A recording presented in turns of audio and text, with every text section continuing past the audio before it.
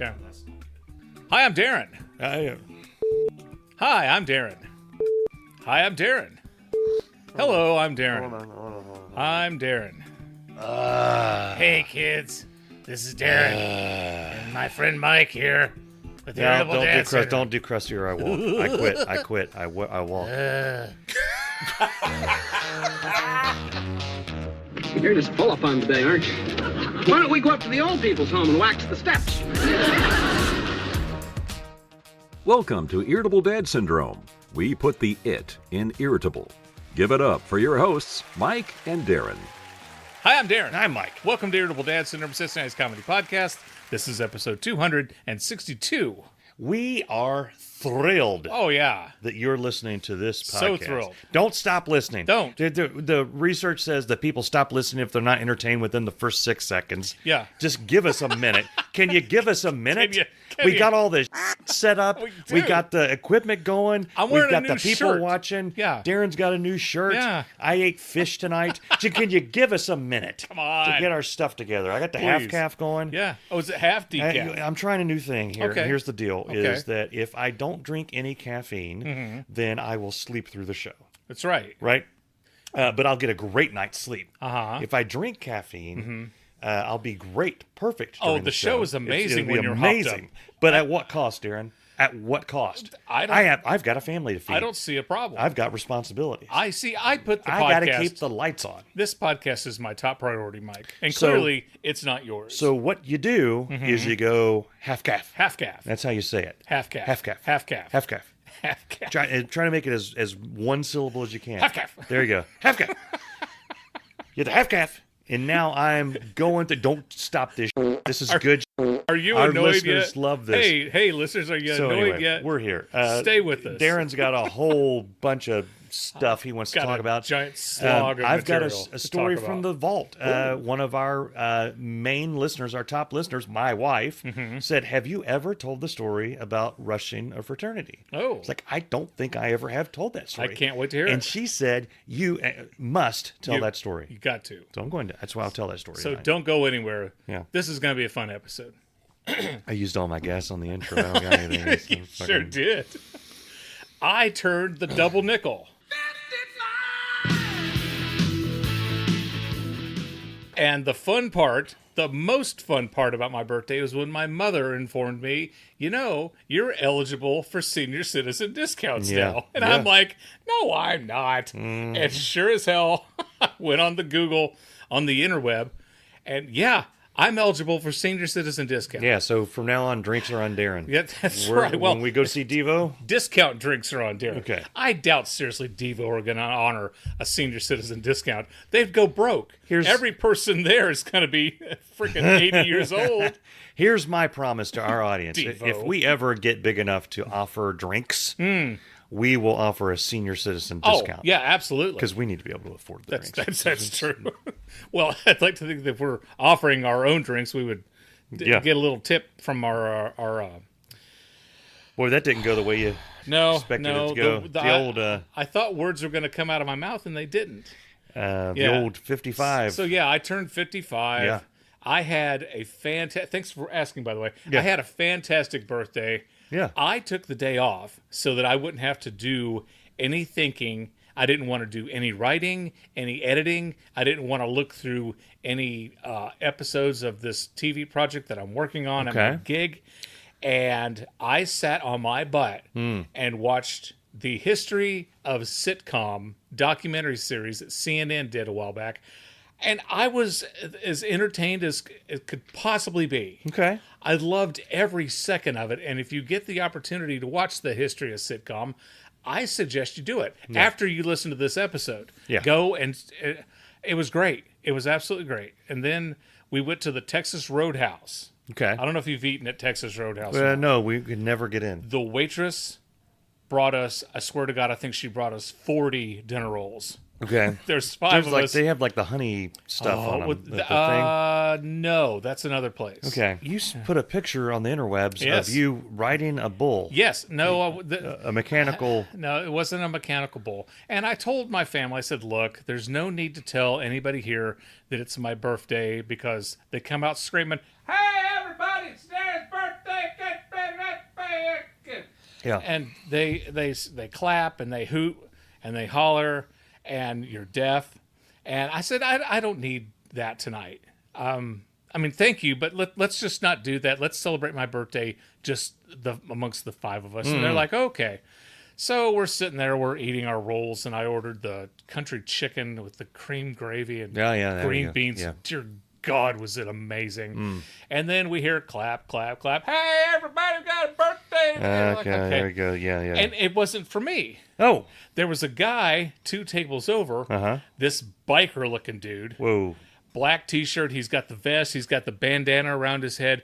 It looks like he could fight everybody in that place successfully. And they go over and they get his name, and I can't remember what his name was, but it was his birthday. How old are you? He says, I'm 55. It's his 55th birthday. Oh. I was like, how cool is that? The you're... dude 2 tables over from me has the same birthday on the same year. So we're practically twins from a different mother. So they sing to him, and they bring in this saddle. And what you do is you get on the saddle, and then they hand you a napkin, and you wave it in the air when they yell like your thing. Like you just don't care. That's right. Is that right? That's right. Yeah. So he did that, and his family got all these pictures of him and stuff. So they did that, and I thought, well, good, that was for him. I'm eating, and I walk over to say hi to the guy, and I'm like, I don't want to make things weird, but today is also my birthday, and I'm 55. And he's like, well, hell yeah, brother. Woo! Shakes my hand. I'm pounding fists with everybody at the table, and they're like, glad to know you. And I said, well, you're looking great for 55. Hell, you look better than I do. Woo! And we bonded. Okay. And I said, and they're like, are they going to come and do the same thing for you? I said, no. I told my family, no, I don't want that. And they're like, okay, well, good to know you. And I'm like, good knowing you, and happy birthday. And I went and I sat down. I enjoyed my dinner, and it was just, oh my God, it was amazing. It was delicious. And I think it was my oldest son who told our waitress, he's like, it's Dad's birthday. Yeah. I didn't hear him do it. Anyway, they came and did the same thing. What's your name, Darin? How old are you? I'm 55. It's Darin's 55 birthday. Yeah, there you go. Yeah. And so, I'm swinging the towel, sitting on this saddle. Boy, that saddle was having all the fun. Yeah. And Libby got a picture of me, and I've got the devil horns. And my mom is to the right, just having the time of her life. So, it was a good birthday. Okay. I got a Phineas and Ferb t-shirt. I got 2 Phineas and Ferb t-shirts for my birthday. I got an Atari that I got an Atari. What do you mean you got an Atari? I got one of them new Ataris that they sell. Like what I showed you up there? Yeah, the retro one. Yeah, really? Yes. Whoa. So I'm gonna start buying me the cartridges. Yes, I'm gonna get Pitfall. We're gonna go to Trader's World. You want to go to Trader's World? I would love to go to Trader's World. That's where where you go. Did you get an official from Atari? Yeah, an official from Atari. With the little rainbow guy? It's the 2600. I got the 2600. The 2600. Okay. Yeah, the 2600. Okay. And I can't wait to plug it into the TV upstairs and play some video games that I know how to use. I was showing my kids. I said, "Look, it's got one handle. This goes up, down, right, left, and the little red button. That's how you shoot." I cannot wait to hook that mamma jamma up and blow me up some Space Invaders. So I threw the old emulator up on there back in the day, and it had a 2600. I let the kids play Frogger. Oh, and it broke them. It broke them because modern games you respawn, you come back to life like a couple seconds later. Frogger's like you're dead. Yeah. You got squashed by a truck. Yeah, you start over again. You can't Frogger anymore. Yeah, you got 3 lives. You can earn a bonus life, right, on Frogger? Yeah. Okay. You also can't jump in the water, which is... I never understood that. I was called shit on that. You're a frog. Yeah. Frogs are amphibious, means that they can live on land or in water. Now, did you ever play the game Freeway on the 2600? I'm certain that I did. You're a chicken. Okay. And you're crossing a freeway, a 10 lane or 11, however many lanes. It's essentially and it's Frogger. Basically Frogger, but you're dodging traffic and you're a chicken.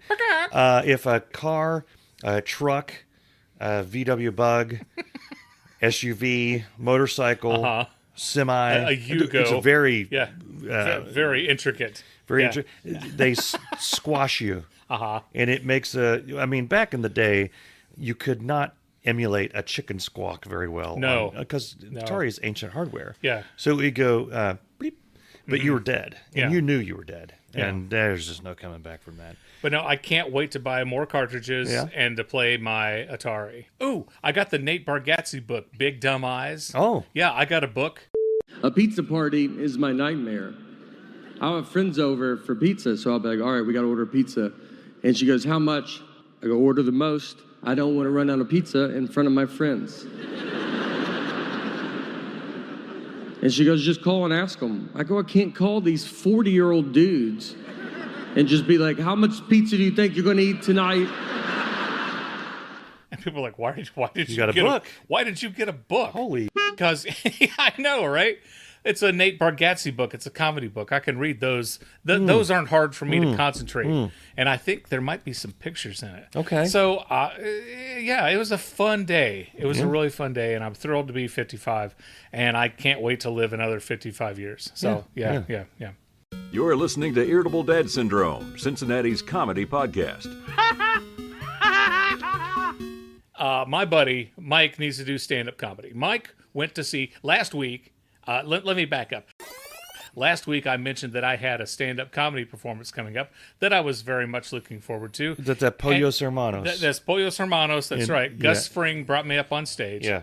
And I'm thrilled to say that I had a blast. You did well. And I have, thank you. You did, yeah. I have done shows, and I have walked off stage thinking, boy, did I suck this night, right? I don't think I sucked. I was very happy with my material, very happy with my delivery. At one point in the middle of the show, I had real cotton mouth, and then I started coughing, and I didn't think I was going to be able to continue because I didn't think my voice was coming back. I worked through that. I was worried about you. I was gonna go my get mom you a was there. drink. She was afraid I was dying. Not like dying as comics do, you weren't funny dying. She thought, oh, God, this is going to be Darin's last moment on Earth. Yeah. Right? Yeah. But it was a good show. The opening act, she performed, she was supposed to do like 5 minutes, and I think she did shorter than that, which is fine because then I could go on stage sooner. So her name was Regina. Yeah, Regina was the opening act. And then following her was this 10-year-old girl named Luna. And they told me that Luna was going to be singing a couple of songs. A couple of songs ended up being, I think, 5 songs. Yeah. So after a couple... She was good. She was good. She can. That girl can sing. After a couple of songs, I was ready to walk up on stage. And then she sang another one. Yeah, I was going to yell another for her one. to play some Skinner, but it wouldn't. Then you got to not do that, okay? Yeah. That joke is like 45 years old. So she sang like 5 songs and did some jokes in the middle. She was entertaining. And I think this Luna is going to have... I think she's going to be successful when she gets older. I really do. I mean, she's going to be successful now, but I see an entertainment career for her in her future. Now, they told me that there's going to be a surprise. I was like, okay. So after Luna was done, Nina, the woman who was hosting the event, went up and sang happy birthday to her, played a song for her on her flute. Yeah. And then the guy came out and played with his balls. That's a magician. Oh. He was, you really got to not describe him that way. Yeah. That's what he did. He did. He had a magic act. He had a lot of balls. He had a lot of balls going up there doing did, that. Yeah. Hello. He brings up this volunteer, this woman. I think it was Casey. Luna's mom? Yeah. I think it was some lady related to Luna. Lunesta. This woman, this female. Cut that out. Yeah. You started doing it last week. Anywho, he reaches and puts his hand on her hand, and when he opens it up, she's got this ball in her hand. Yeah. Then he does it again. Now she's got a few balls in her hand. Next thing you know, she's got like 45 balls in her hand. Now you got a Friday night. Waka, waka, waka. I have no idea where they came from, but he was really entertaining. He was dropping balls all over that stage. Yes, he was.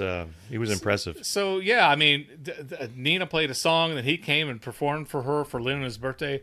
And I walked up there, and my opening line was, "Look, you guys are going to hate me. I got nothing prepared for this girl on her birthday." That got a laugh. Yeah. But I didn't forget. I was one of those laughers. Thank you. I appreciate that. I contributed. Yeah, but I mean, I had my notes with me.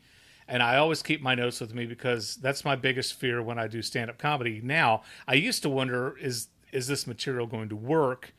And I stopped caring if it works because I studied in the comedy school of Norm Macdonald. Mm-hmm. I used to watch Norm Macdonald, and I loved when he would tell a joke that just bombed, and he would stare down the camera. Yeah. And the more he stared at the camera, the more you laughed at that joke that wasn't funny, and then it ended up being. And did I do that?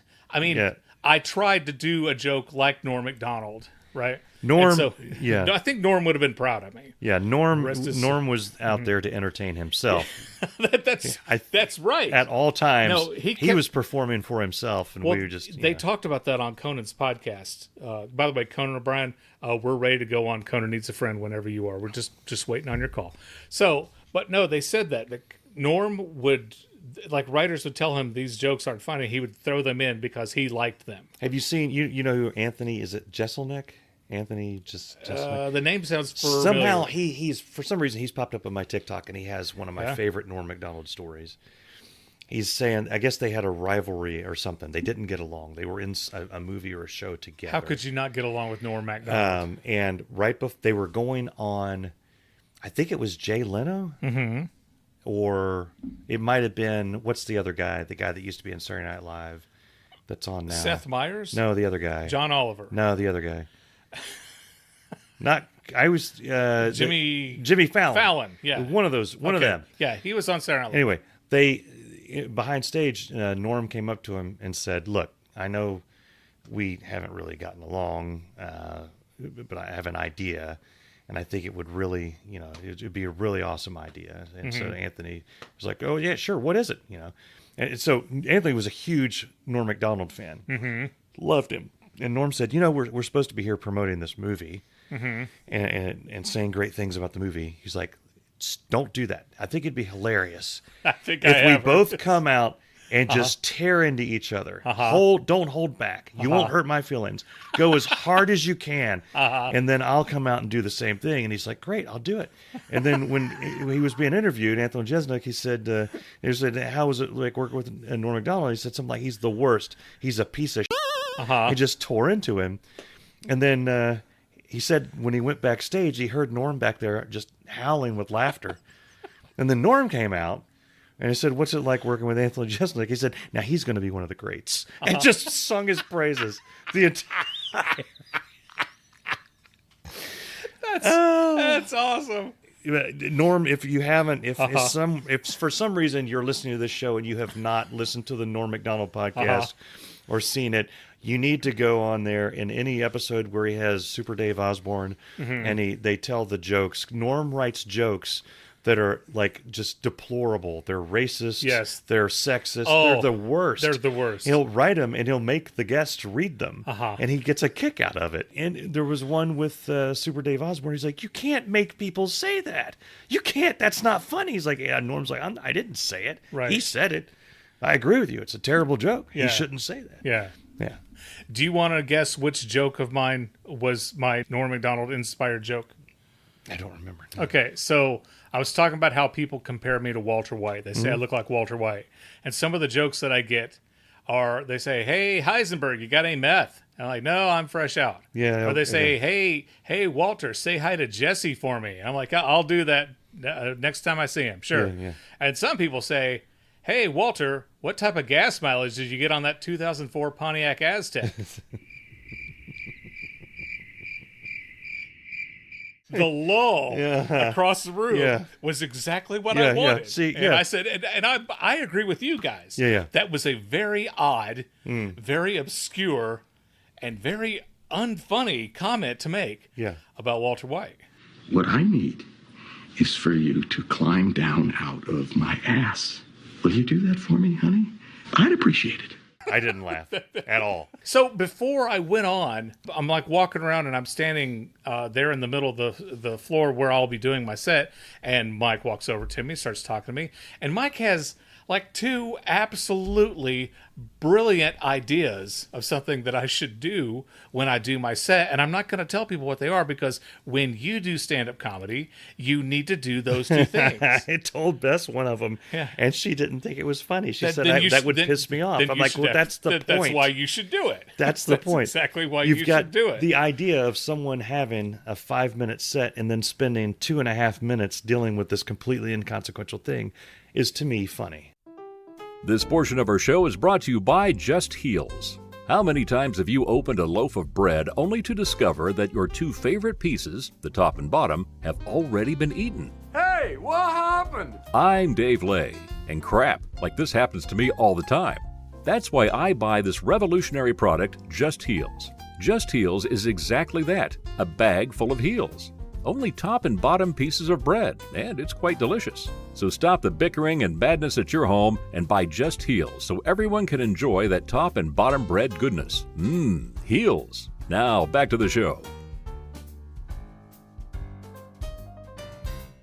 So speaking of Bess, she asked me if I've ever told the story. We were talking about it this weekend of the fraternity, my fraternity rushing, and I was like, I don't think I have. I mean, so in the interest of a complete documentary of my idiot life, documentation. This is one of the penultimate stories.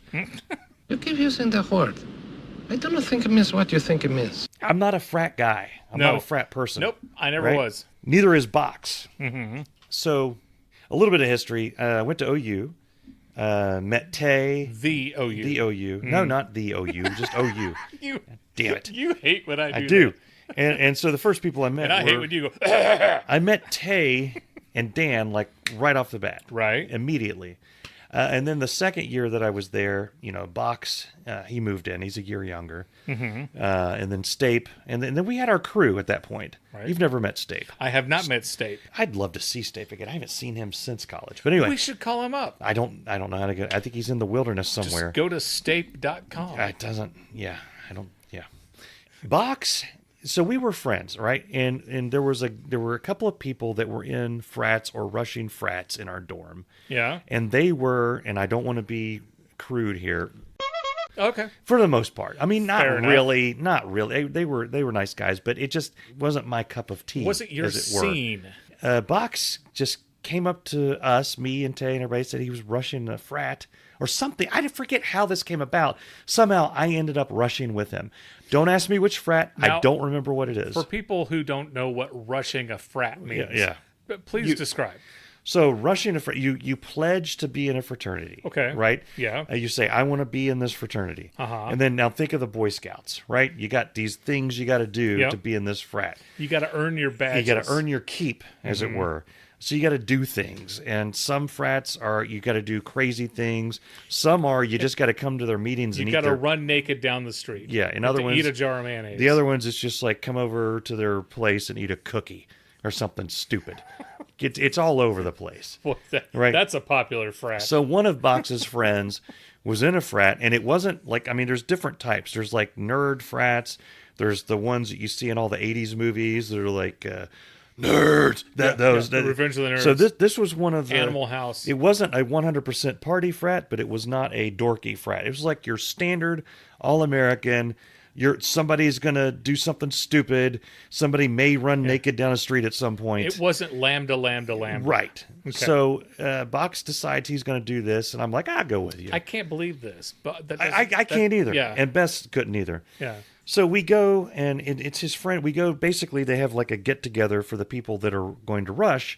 So we had to wear khakis, which means I had to buy khakis, and like a button-up shirt, which means I had to buy a button-up shirt. Yeah. And we went and we, fraternized with the frat and met all the people and did all the things. And then there was a point where you had to say, yeah, I'd like to be in the frat. And then you would get like people would show up at the dorm and give you letters for the next thing you had to do.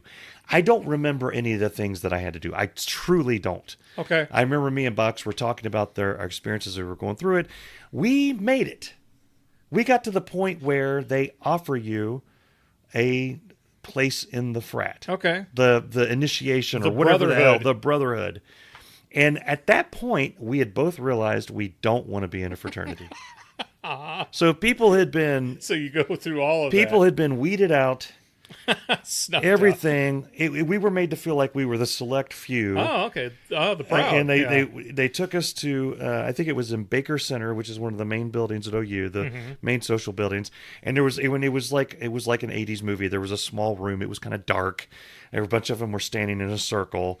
They were all clothed. I made sure of that before I walked in.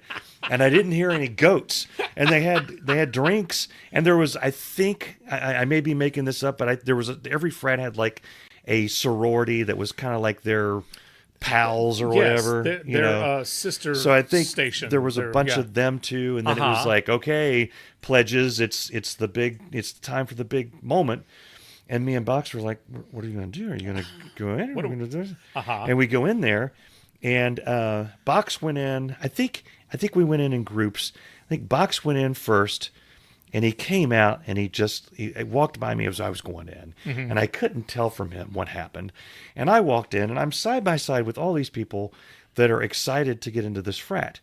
And they go down the line. You've got to say the stuff like I pledge to be the whatever. Right. And it gets to me and I'm like, I don't know that this is for me. And they said, what?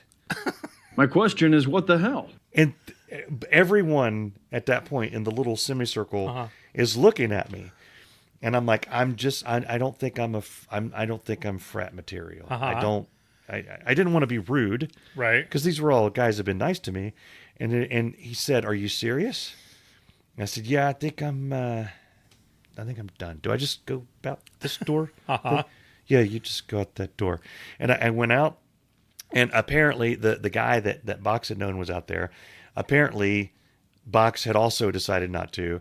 So the guy was just glaring at me, and I'm like, "I'm sorry, dude, I can't." And we get back to the dorm, and Tay. My memory gets foggy, but I could have sworn that I think Tay was the first person we saw.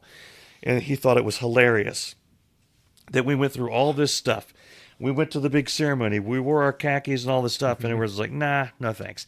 It's like if you're not going to do a thing, you would bow out before the actual awards ceremony. Right. It's like winning the Oscar and then as you're going up saying, I don't really want to be an actor. Yeah. I don't know. Yeah. Now, I may be playing it up a bit, but I swear, I felt bad. I felt terrible.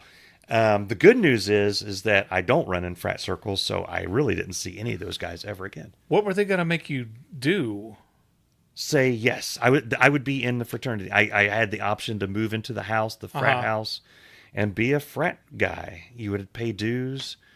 You have your instant friends that you pay the dues. Now you have all your fraternity brothers that you've only known for usually a few weeks at that point. And I know this is stereo. This story's in stereo. I know this is stereotypical, but you'd think that the final thing that you would have to do would be, I don't know, get boarded. Where you bend over and they smack you with the board. Geez, I don't know where you and went to school. It's all from watching this stuff on television and the wide world of cinema. So they spank you. You have to run down the street naked. Sometimes there was a guy in our dorm. There was a guy in our dorm named Bill. Bill was awesome. We called him Little Willa. He rushed a frat. He got in.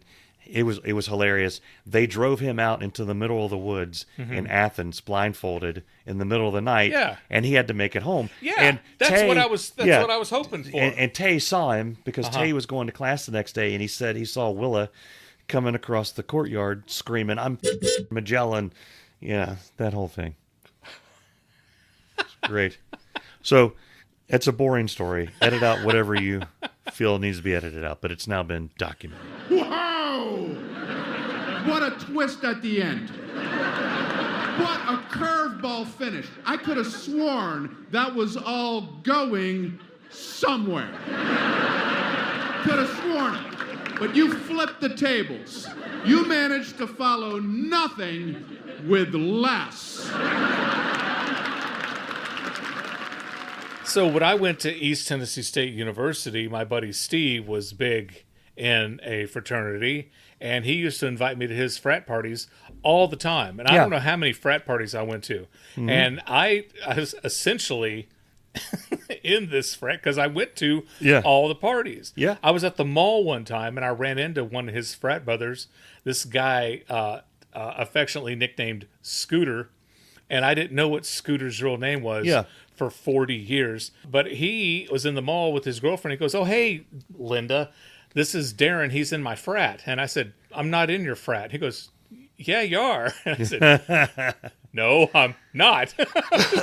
I'm not in your frat." And he's like, Yeah. "You're at all the parties." I'm like, "I'm not in your frat." So, yeah. And this was the funnier part about the story was that he was on the down escalator and I'm on the up.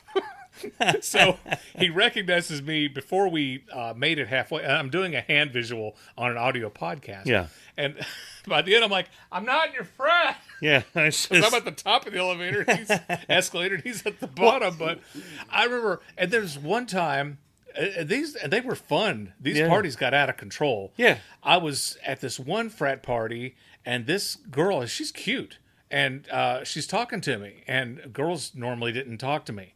Unless they're saying, "Get out of my way," or yes, "Can you get me a drink?" Exactly. "Can you move your car? You got me blocked in." Yeah. And so she's talking to me, and we're having what I think was a pretty good conversation. She's laughing and smiling, things that girls didn't do when they spoke to me. And the conversation is going great, and I don't know where it's going. And then finally, there's this ruckus on the other side of the room, and she turns. She's like, "Oh, damn it!" I said, "What?" She goes, "My boyfriend's starting another fight with this guy who was talking to me earlier." I was like, "Ew, got the hell out of there." Yeah.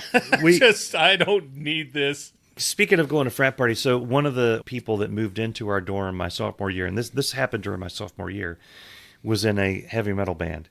Right. And they got constantly asked to play at different frats. So they would get us invited. Yeah. So we'd go in to see the band. And it was hilarious because I didn't think so at the time, but looking at old pictures, I looked like a frat guy. Yeah. You know, I didn't realize it, but I did. Yeah. And people would come up to me and be like, "How long you been in?" I'm like, "I'm with the band." Uh-huh. And it was like, I was an engineering major. Yeah. And I would tell people all the time, I would go out to the bars or whatever, and it was like, that's a conversation killer. Mm-hmm. It was then. I don't know how it is now. But somebody would, start talking to somebody and be like, "So what's your major?" And be like, "Engineering." And be like, "Oh, I need to go put my ice on the house is wall." on fire. Yeah. And it was the same thing. It was like, "I'm with the guy up there that's spitting blood and screaming. I'm with them." And they'd be like, "Okay," and they just walk away. Yeah. It was great. Years ago, my buddy Adam and I were in Knoxville, okay? And we're tooling around Knoxville. We're walking around where the University of Tennessee is, okay? And we're walking up and down these back streets, and we heard a party going on at one of these frat parties.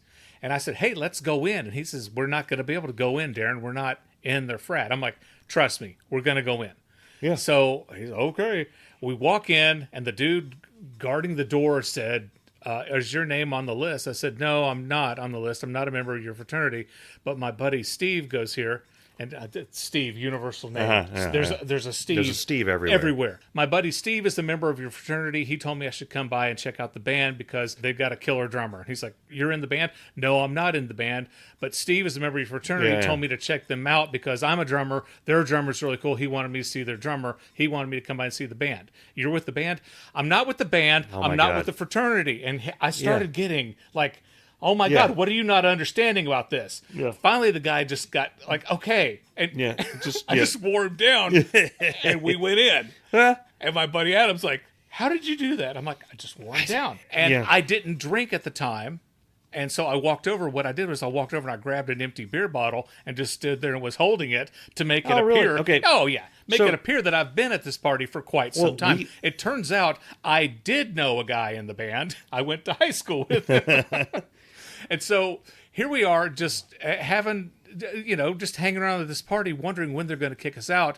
These three guys are posing for a picture. I walk over and get in on the picture. The dude on the end puts his arm around me. Yeah. We all hold up our bottles and gives a thumbs up, and they snap a picture of me. So somewhere in the world, in the ether, there is this photo of me with these three guys from this fraternity. It may be in a fraternity album. When this guy retires, it may be one of the pictures that comes up. Yeah. And so like there's Stinky Ted and there's Billy. Ted. And who?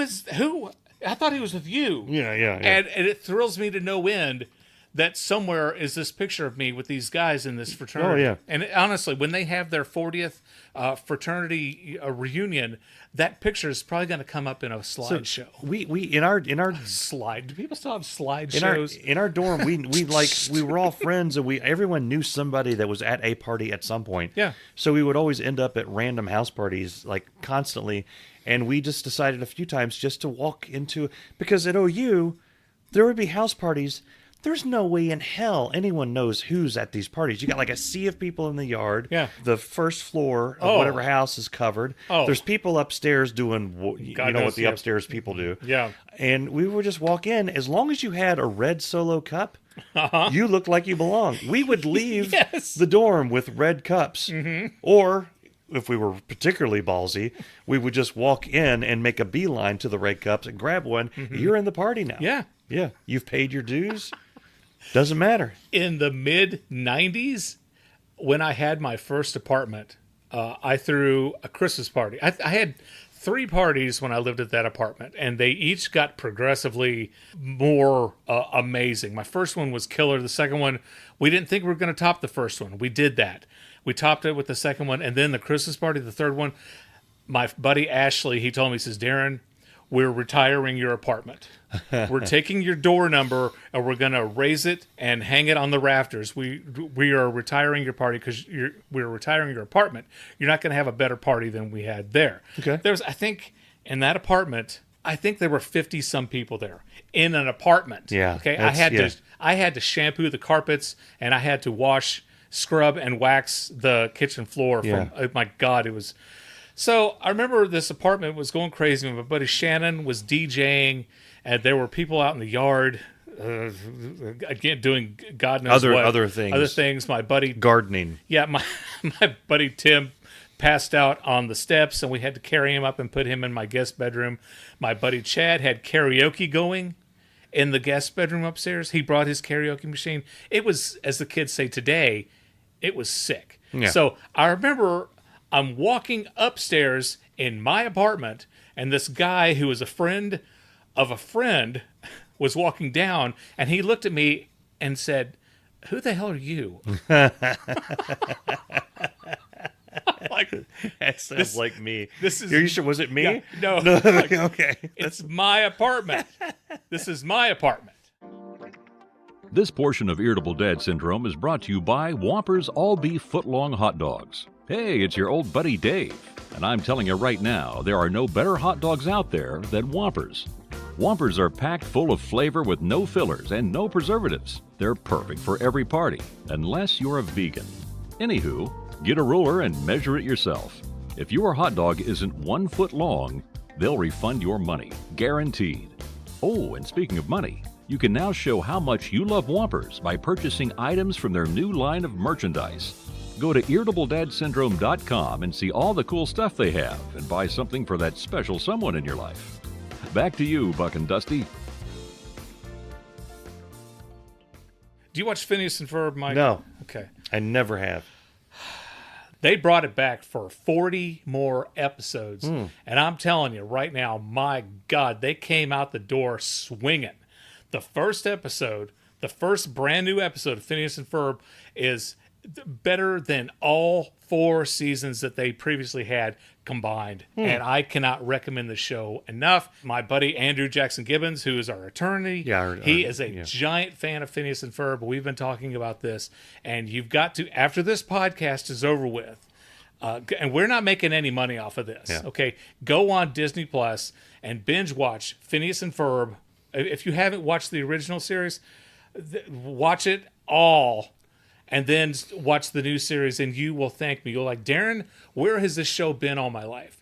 Now, I have Phineas and Ferb ranked in my top 10 favorite TV shows of all time. Not favorite cartoons, not children's shows, favorite TV shows, period. You got Breaking Bad. You got the David Letterman. You got Homicide: Life on the Street. You got Pressure Luck. And then you got Phineas and Ferb in there with Everybody Loves Raymond. and the first 7 seasons of The Office. And it's so good, and you have to watch it. So you mentioned Breaking Bad, which is dangerous on this podcast. I know, because we go down the whole. Honest to God, we could do the Breaking Bad podcast. But I've watched through the series again, and I watched El Camino again recently. Yeah. And my Lord, Aaron Paul. Oh. Is amazing. Yeah. I mean, everybody, Bryan Cranston gets the credit that he deserves and everything. But just in El Camino alone, and if you haven't watched the show, spoilers for a 50-year-old show at this point. But what blew me away is they filmed new scenes from various points of Jesse's character arc. Yeah. In El Camino, and he does the early Jesse, the early airhead Jesse, the middle disturbed Jesse, the tortured Jesse, and then the badass I don't give a Jesse at the end. Come at me, bro. It just blew me away. I'm watching it, and it gets to a point where he is badass Jesse, and then he has a flashback to airhead Jesse, and it's like, wow. Yeah. That it was proof at that point. That it wasn't just they were throwing Aaron Paul in front of the camera, just do whatever you do, and we'll go on with it. It was, this is your character, this is who you are, this is what you need to be, and now you're a badass. Now you got to be this over here, and this one now you've got to be a tortured whatever. Yeah, it just blew me away. Yeah. Same thing with Anna Gunn. Oh yeah. No, I'm one of the rare people who liked Anna Gunn's character. Yeah. Because every time I'm on the TikTok, and every time I see like top 10 worst characters of all time, Skylar White makes it on that list. It's for people who don't understand that Walt's the villain. I don't. Yeah. I mean, it's like, dude, your husband is out there selling and making meth while you're pregnant. He missed the birth of your daughter. And he's murdering people, putting the whole entire family at risk. They came into her house, masked at gunpoint, and with And no, we're not going to have a problem, are we? Oh my God, Todd! Yeah, God, Todd was scary as hell in that episode. Yeah, and you're going to tell me that you hate Skylar White? My question is, what the hell? You need to reevaluate your priorities. I feel a little bit like an idiot because okay. Now you do. The first time we watched the series, we got to season 5. I'm like, they're never going to be able to top Gus as a villain, right? And then I'd never liked Jack, not just because you're not supposed to like him, but I was like, he is nowhere near Gus. He's not. It wasn't until the second or third time that I make it through the whole series, I'm like, no, the villain of season 5 is Walt. Yes. Walt is the next villain. Yeah, Walt is the villain from Gus. And then watching it this past time, there's so many things that happen to Gus that also happen to Walt, including one that I just noticed this time is he falls down on his side when Hank gets shot and is seeing Hank sideways, the same way that Gus fell down in front of the pool to see his partner get killed. I mean, it's there's stuff like that happening. Parallelogram. Yeah. So what a rhombus you just discovered. What a rhombus you just discovered. These are geometry jokes. Is the title. Yeah. What a rhombus. Okay. It's brilliant television. Yeah. It's absolutely amazing. Brilliant but television. Jesse was always one of my favorite characters, but it wasn't until watching El Camino again that I was like, wow, this dude can actually really, really act. You know, one of the things I love so much about Breaking Bad is watching the final episode. Spoiler alert if you haven't seen it. There's a scene in the finale of Breaking Bad where he's standing in the kitchen. Walter White is standing in the kitchen talking to Skylar. I did it for me. Yeah, on the director's cut, you can hear Vince Gilligan doing commentary, and he said that somebody commented at how much they loved that shot because you can see Walter's reflection in the microwave, right? Yeah, and they were just so amazed that he did that. He goes, "Yeah, that was totally an accident." Yeah. He could have just taken the credit for it. Well, you know, I do take cinematography seriously. That was total accident. Total accident. Complete. But no, I mean, Breaking Bad is, oh my God, it's like Walter is supposed to be the hero, but he's not. And then Hank is supposed to be oh my God, everyone like you watch it turns on you because Right. you're watching the show. You're expected to believe that Walt is the hero, Right. And you naturally look at Skylar and Hank Yeah. in a negative light because they could potentially get in the way Yeah. of what Walt's doing. Yeah. If you make it through season 5 and you're still thinking that way, you're a sociopath. There's something wrong you with need you. to go talk to someone. Seriously wrong with you. But no, somebody had told me that they thought Breaking Bad was the greatest series finale of all time. I disagree because that goes to 6 Feet Under. If you haven't seen 6 Feet Under, watch it and then you'll understand. You'll call me and you'll thank me. But the finale of Breaking Bad is not the best finale of all time because you ask yourself, well, what happened? What about Jesse? Yeah. It's like all he did was escape. He can't go anywhere. He ain't got no money. Yeah. He's got no future, no prospects, anything. And thank God that they made El Camino because then that tied everything up. Yeah. This is Cincinnati's comedy podcast.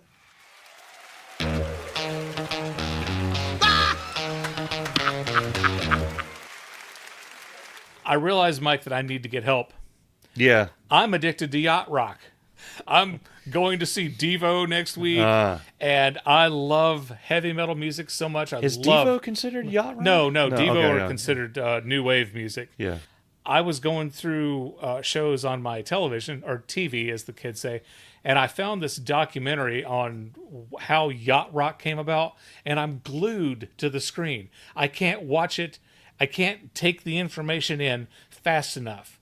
And I'm loving every single thing about it, and I'm wanting to go, and I'm wanting to buy all of this music, even though you can listen to it on the Spotify. You can go on your Alexa. Hey, Alexa, play yacht rock, and then she'll play yacht rock for you. Sirius XM has channel 15, yacht rock radio. My God, when I'm driving or when I'm in my son's car that has satellite right now, I'm thinking of keeping satellite radio in that car just for the yacht rock station.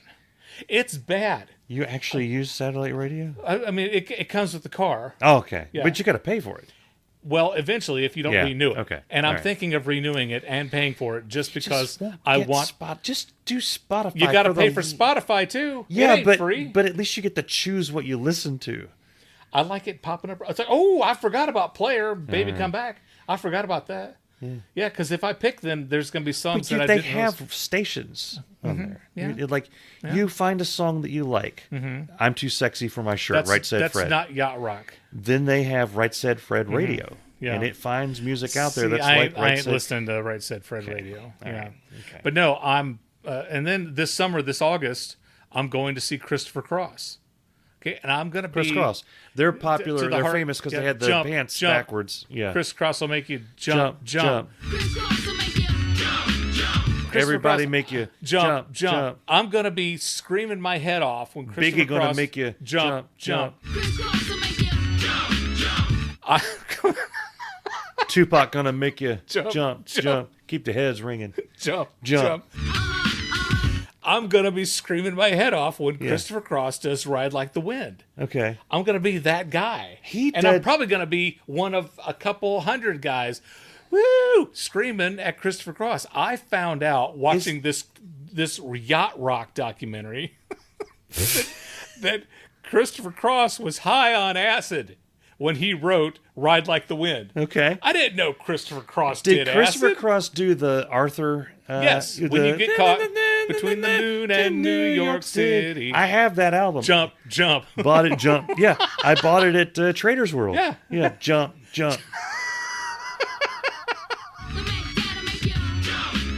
We've lost all control. But yeah, it's like I didn't know he did acid. I figured he might. Everybody did acid. I didn't know Christopher Cross did acid. You had them. I thought he may have done mushrooms and gotten really, really mellow, and then he wrote Sailing. And everybody who thought he's talking about this, everybody who thought Sailing had some grandiose meaning about life goes, no, man, I just really liked sailing. That's what the song's about. It's about sailing. There's no deeper meaning. I love finding out that there's nothing behind songs to people. I've read a few interviews with Maynard, and Tool is held up jump. the Tool jump. by the Tool fans as you have to have a PhD in music to even understand what they're saying. And then you listen to Maynard talking about it, he's like, I was singing about an orange peel I saw on the ground, and I thought it looked kind of cool. Those have no meaning. But then you look at bands like Chumbawamba. I got into Chumbawamba a couple of months ago. That's a great song. But I think you defined it like the greatest song of the 90s. Well, that song, but then they're an anarchist band. Like, if you actually look at the lyrics of all the rest of their stuff, they're pissing the night away. You got to have a PhD in funk to understand what they're talking about. Yeah. Anyway. Ow. Did I hurt you? No. Did I use the force on you? Yeah, you force snorted me. I bought an album the other day. You'll be thrilled to know that I bought an album. A vinyl? A vinyl, as you call it. Yeah. I was in Half Price Books, Jesus. And I'm going through, and okay, here's the thing. I'm not going to spend $30 on a vinyl. No. I'm really not going to. No. And if there's something that I really like, something new, I'm gonna buy it on CD because I can listen to it portably. But I'm going through the albums at Half Price Books, and I found an album by Johnny Cash. You've heard of him? He's the Man in Black. Jonathan Cash. John R. Cash. He's in the Rock and Roll Hall of Fame. He's in the Country Music Hall of Fame. He's in the Songwriters Hall of Fame. And there's an album by him called "Look at Them Beans." And I'm thinking this has got to be the stupidest album title I've ever heard. And the album was $2. Okay. God, best $2 I've ever spent. Yeah. I bought it. I brought it home, and I'm listening to the title track, "Look at Them Beans." And I was fully prepared to give, and as much as I love Johnny Cash, and I love Johnny Cash with all my heart and all my soul, I was wanting to give Johnny Cash about this song. But by God, "Look at Them Beans" comes from the heart, and I couldn't do it. The song is about how his father died before he could produce a big crop that he always wanted to. But after his daddy died, and his daddy toiled and fought, and he worked hard, and he gave everything he had to this land. Yeah. And my mama was right there beside him. Yeah. And they toiled and worked and whatever. And look what we got now. And it comes from the heart. And I can't recommend the song enough. And now it's I can't stop singing "Look at Them Beans." After this podcast, after you watch Phineas and Ferb, after you watch the Yacht Rock documentary, and look at Them Beans, and you can listen to it. And that's Darin's top 3 recommendations for the week. Mike, what are your recommendations for this week? Probably that we shut up and wrap up this podcast. I recommend we end this show. I also recommend that y'all, if you're not following us on the YouTubes, on the Instagrams, on the X, we're back on X. Yep. Follow us on there. Can you share? Would it hurt you to share? We would love you. If you're following us on Instagram, please share on Instagram. Yeah. If you're following us on the Facebook, on the please TikTok, comment and share. Yeah. If you're following us on the YouTube, please comment and share. That really does help us out. As I say, we used to ask people to go to irritabledadsyndrome.com, and you could be a patron. And if you were a patron of this podcast, if you contributed financially to this podcast, that would help the success of this podcast. But we stopped doing that because ain't nobody wanting to sling money out to us. So if you're cheap, if you have a heart of stone and you want to help this podcast, you can like our videos, you can share them, you can comment on them, and then that jacks up our algorithm, and which was invented by Al Gore. And then you can help us that way. Would it kill you? I don't think so. Look at them beans. Look at them beans. Look at them. Before they destroy you. That's right. We're going to go. We hope to see you next week on Irritable Dad Syndrome. Irritable Dad Syndrome is a Rankin Bass production. Copyright 1977. Well, thanks for coming. This is our podcast, yeah. Hi, I'm Darin. I am Mike. Welcome to Irritable Dad Syndrome, Cincinnati's comedy podcast. This is episode 262. We are marginally excited that you're here. We have an amazing show. It's a balmy Wednesday night. Yes, it is. Yeah. Normally we record on Tuesday, and nobody cares. Hey, I'm Mike. I'm Darin. You are listening to Irritable Dad Syndrome. We are Cincinnati's comedy podcast. That's right. If you're in Cincinnati and you want comedy, This is the place to come. Because we're only available on the internet in Cincinnati. Right. You know, that would explain a lot. Yeah, tip your servers, that would everyone. explain our numbers. Every week we start out the show with "We are excited." Yeah. So I'm trying to think of a different way to open up the show. Okay. God forbid we do the same thing over and over again. Yeah. There's a satellite radio. Okay, so Sirius satellite. 3, 2. I went over and I said hi to the guy. I said, I don't want to make this weird, but my birthday is also today, and I'm also 50. Sorry. Damn it. You know I'm talking. I can't. You know I'm talking. I dissociate. Where was I? You don't want to take away the man's glory. Oh, that's right. You see the size of that chicken? Anyway. He's the one that says that. It just came out that they are making... Who names a kid Dermot? Young Damn guns. it, Dermot, get in here.